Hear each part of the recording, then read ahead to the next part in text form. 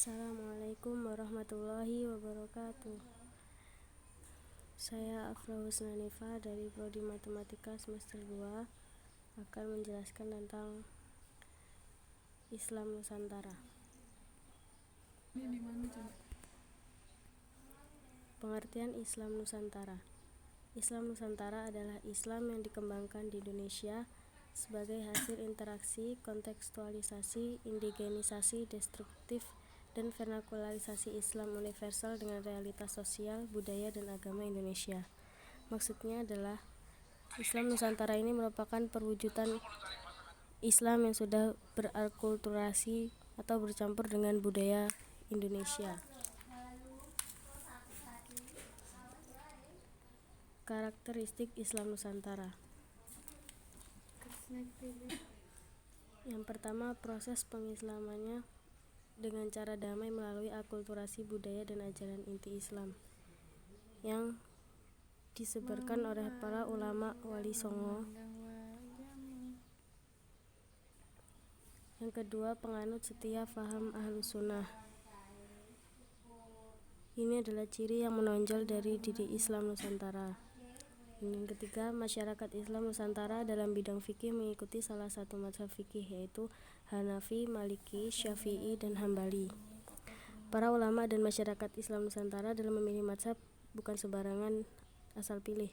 Selama ini yang dipilih atau yang dijadikan panutan adalah mereka yang mempunyai kapasitas intelektual yang memadai dan teruji dalam sejarah, serta mereka yang mempunyai integritas.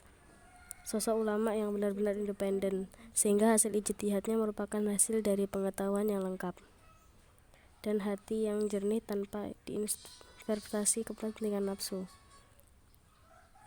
Dan yang keempat, mayoritas masyarakat Islam Nusantara adalah pengamal ajaran tasawuf.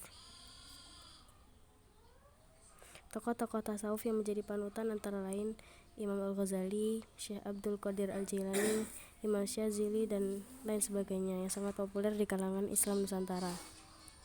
Dan yang kelima, bermasyarakat mengutamakan kedamaian, harmoni, dan toleran.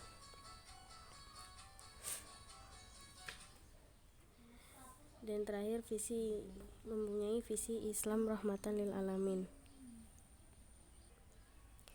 Visi Islam rahmatan lil alamin mendominasi pemikiran keislaman Nusantara. Masyarakat Islam berusaha mengusung visi Islam rahmatan lil alamin sebagai misi utama dalam mengimplementasikan ajaran Islam dalam kehidupan. Dalam hal ini selalu merujuk kepada tugas utama mulia Nabi Muhammad, yaitu tugas yang suci, tugas yang sempurna, dan tugas yang menyeluruh dari ajaran yang dibawa oleh nabi-nabi. Karena itu jelas bahwa risalah Islam yang dibawa oleh Nabi Muhammad adalah pemberian rahmat.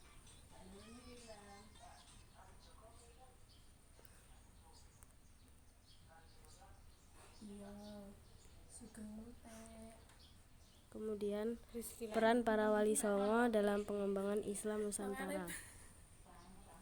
Para wali songo sangat berperan dalam pengembangan Islam Nusantara. Para wali-wali itu mempunyai cara pendekatan dakwah yang beragam. Di antaranya, yang pertama, pendekatan teologis, menanamkan dasar-dasar keyakinan dan pandangan hidup Islami yang dilakukan oleh Sunan Gresik dan Sunan Ampel, di mana yang menjadi sasaran adalah rakyat bawah yang merupakan mayoritas penduduk. Yang kedua, pendekatan ilmiah, seperti yang dilakukan Sunan Giri, yaitu dengan mendirikan pesantren dan melakukan pelatihan dakwah secara sistematik metodologis, seperti permainan anak-anak, lagu-lagu seperti lir-ilir, padang bulan yang mengandung nilai dan makna Islami, dan juga sekaligus penugasan dai untuk dikirim ke daerah-daerah seperti Madura, Bawean, sampai Maluku. Yang ketiga, pendekatan kelembagaan, dengan mendirikan pemerintahan atau kerajaan, lembaga peribadahan seperti masjid-masjid atau bangunan lainnya yang memberikan ketertarikan masyarakat untuk mengetahui lebih dalam mengenai agama Islam. Hal ini yang dilakukan oleh Sunan Demak, Sunan Kudus, dan Sunan Gunung Jati. Dan yang keempat, pendekatan sosial, yang dilakukan oleh Sunan Muria dan Sunan Derajat, yang lebih senang hidup di tengah-tengah rakyat kecil yang jauh dari keramaian, membina dan meningkatkan kualitas keagamaan dan kehidupan sosial. Yang terakhir, pendekatan kultural, dengan kemampuan intelektual dan pendalamannya terhadap Islam. Sunan Kalijogo, Sunan Bonang melakukan islamisasi budaya, yaitu budaya masyarakat yang telah ada di Islam sosial. ada baju 15. Tokoh-tokoh ulama Wali Songo yaitu ada 9. Yang pertama Sunan Gresik yang mempunyai Sunan Gresik dengan nama asli Syekh Maulana Malik Ibrahim. Dan yang kedua Sunan Ampel dengan nama asli Raden Rahmat. Yang ketiga Sunan Giri dengan nama asli Raden Paku. Yang keempat Sunan Bonang dengan nama asli Raden Magdum Ibrahim. Dan yang kelima Sunan Derajat dengan nama asli Syekh Syarifuddin. Dan yang keenam Sunan Kudus dengan nama asli Syekh Ja'far Shadiq.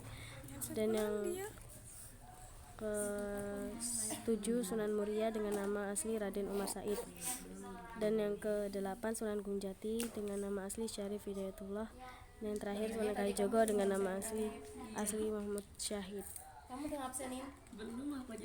Sekian dari saya. Bila banyak kesalahan saya mohon maaf dan kepada Allah saya mohon ampun. Saya akhiri, wassalamualaikum warahmatullahi wabarakatuh.